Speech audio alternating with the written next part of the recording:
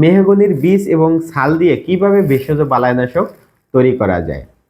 আমরা যদি অল্প পরিসরে করি, অর্থাৎ আমাদের দেখা যাচ্ছে কারো ছাদ বাগান অথবা কারো বাড়িতে হচ্ছে সবজি বা ফলের বাগান আছে, সেক্ষেত্রে বোম্বাই মরিচের পাতা কুকড়ায় যাচ্ছে, অথবা ফলের পাতা জাপ পোকায় নষ্ট করে ফেলেছে, বা সাদামাছির আক্রমণে পেঁপে গাছ নষ্ট হয়ে যাচ্ছে, বা মিলিবাগের আক্রমণ খুব বেশি, সেক্ষেত্রে আমরা এই ভেষজ বালাইনাশক তৈরি করে যে কোনো গাছে আমরা দিতে পারি। এটা ধানের মাজরা পোকা থেকে শুরু করে বেগুনের ডগা এবং ফল ছিদ্রকারী সব ধরনের পোকার ক্ষেত্রে এটা খুবই গুরুত্বপূর্ণ। তাহলে আমরা হচ্ছে 8-10টা মেহগনির বীজ নিয়ে তার থেকে এভাবে সাদা ফলটা বের করে নেব।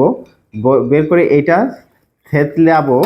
10-12 কোয়া রসুন, আর হচ্ছে 2-3 কেজি হচ্ছে মেহগনির ছাল, প্রায় 10 গ্রাম হচ্ছে তুতে, 5 গ্রাম নেব হচ্ছে সোহাগাই। এই সকল উপকরণ একটা পাত্রে 5 লিটার পানির মধ্যে নিয়ে তা আমরা হচ্ছে তাপ দেব। তাপ দিয়ে যখন পাত্রের পানি অর্ধেক হয়ে 2.5 লিটারে আসবে, তখন সেটা আমরা তাপ বন্ধ করে সেটা ঠান্ডা করে ছাঁকনি দিয়ে সেকে তার মধ্যে আমরা 20 গ্রাম এই ডিটারজেন্ট পাউডার দিয়ে কোনো পাত্রে সংরক্ষণ করতে পারি। ছাকার পরে যে দ্রবণটা পাবো তার সাথে আমরা 5 গুণ পানি যুক্ত করে আমরা সেটা গাছে ব্যবহার করতে পারবো।